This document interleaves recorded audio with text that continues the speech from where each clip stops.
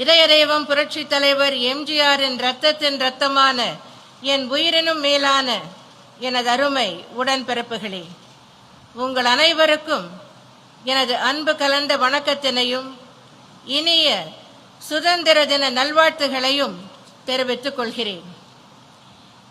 இந்திய நாட்டின் விடுதலைக்காக உரிமை குரல் எழுப்பி நாளெல்லாம் சிறை கண்டு அடிபட்டு மிதிபட்டு நாடி நரம்புகள் வலுவிழந்து மாண்டு போன பெயர் தெரியாத ஆயிரக்கணக்கான சுதந்திர தியாகிகள், தூக்கு கயிற்றை துச்சமென மதித்து முத்தமிட்ட தென்புலத்து வீரபாண்டிய கட்டபொம்மன், புலியெனச் சீறிய பூலித்தேவன், வீரமிகு மருது பாண்டியர், தீரமிகு தீரன் சின்னமலை, தாய்நாட்டு கொடிகாக்க தன்னை மாய்த்து கொண்ட கொடிகாத்த திருப்பூர் குமரன், தாய் நாட்டுக்காக தன்னைத்தானே மாய்த்து கொண்ட வீர வாஞ்சிநாதன், பாட்டுக்கொரு புலவன் பாரதி, தேசியமும் தெய்வீகமும் எனது இரு கண்கள் என்று சொன்ன பசும்பொன் முத்துராமலிங்க தேவர்,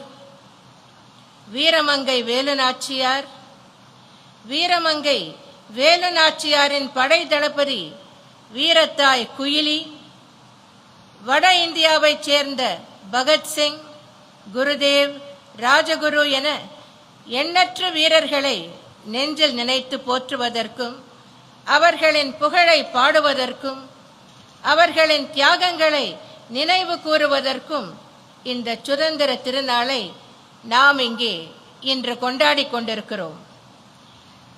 சுதந்திரத்தின் இலக்கணம் என்ன என்பது ஒவ்வொருவரின் மனப்பாங்கை பொறுத்து அமைகிறது.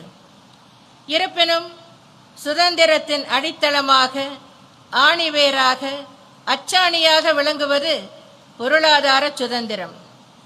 பொருளாதார சுதந்திரம் என்பது இன்றியமையாத தேவைகள் அனைத்தையும் நிறைவேற்றிக் கொள்ளும் வகையிலும் பிறரை சார்ந்திராமல் சொந்த காலில் நிற்பதை உறுதி செய்யும் வகையிலும் அனைவருக்கும் வாய்ப்புகள் கிடைக்கப் பெறுதலே ஆகும்.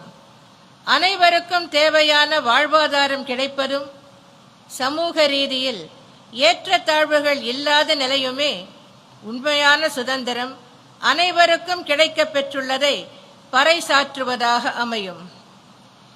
ஏழை என்றும் அடிமை என்றும் எவனுமில்லை, சாதியில் இழிவு கொண்ட மனிதர் என்பர் இந்தியாவில் இல்லையே என்ற மகாகவி பாரதியாரின் பாடல் வரிகளே சுதந்திர